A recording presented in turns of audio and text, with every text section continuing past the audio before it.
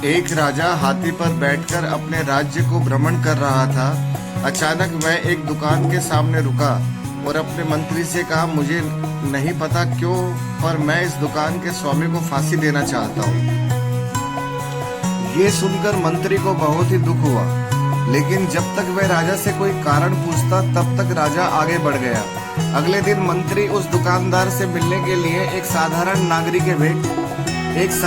नागरिक के भेष में उसकी दुकान पर पहुंचा। उसने दुकानदार से ऐसे ही पूछ लिया कि उसका व्यापार कैसा चल रहा है। दुकानदार ने चंदन की लकड़ी बेचता हुआ उसने बहुत दुखी होकर के बताया कि मुश्किल से ही उसे कोई ग्राहक मिलता है। लोग उसकी दुकान पर आते हैं, चंदन को सूंघते हैं और चले जाते हैं। वे चंदन की गुणवत्ता की प्रशंसा भी करते हैं, पर खरीदते हुए कुछ नहीं। अब उसकी आशा केवल इस बात पर टिकी है कि राजा जल्दी ही मर जाएगा।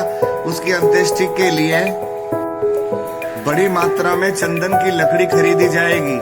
वह आसपास अकेला चंदन की लकड़ी का दुकानदार था, इसलिए उसे पक्का विश्वास था कि राजा के मरने पर उसके लिए उसके दिन बदलेंगे। अब मंत्री की समझ में आ गया कि राजा उसकी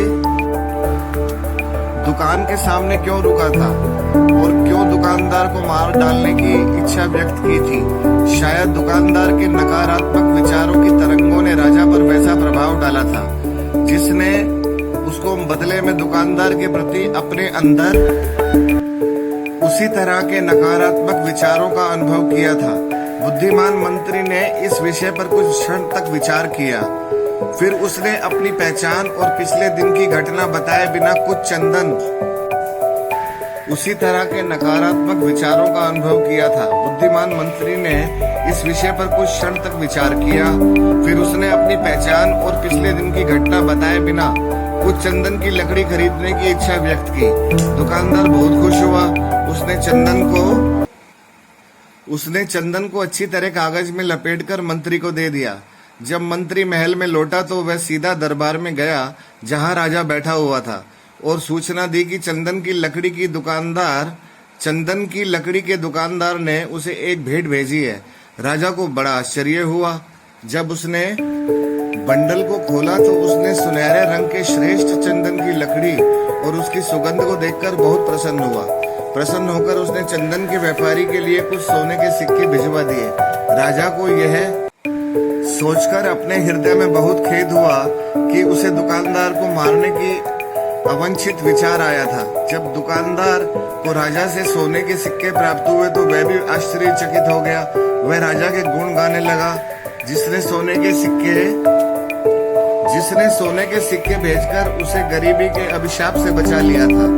कुछ समय के बाद उसे अपने उन कलुषित विचारों की याद आई। वह राजा के प्रति सोचा करता था। उसे अपने व्यक्तिगत स्वार्थ के लिए ऐसे नकारात्मक विचार करने पर बहुत पश्चाताप हुआ। यदि हम दूसरे व्यक्तियों के प्रति अच्छे और दयालु विचार रखेंगे तो वह सकारात्मक विचार हमारे पास अनुकूल रूप में ही लौटेंगे। लेकिन यदि हम बुरे विचारों को पालेंगे तो वे विचार हमारे पास उसी रूप में लौटेंगे। तो दोस्तों, कहानी कैसी लगी? अगर अच्छी लगी हो तो चैनल को लाइक, शेयर और सब्सक्राइब जरूर करें और जो बाजू में बेल की घंटी बनी हुई है उसे प्रेस जरूर कर दें, ताकि आगे आने वाली हर नई वीडियो का नोटिफिकेशन आपको मिलता रहे। धन्यवाद।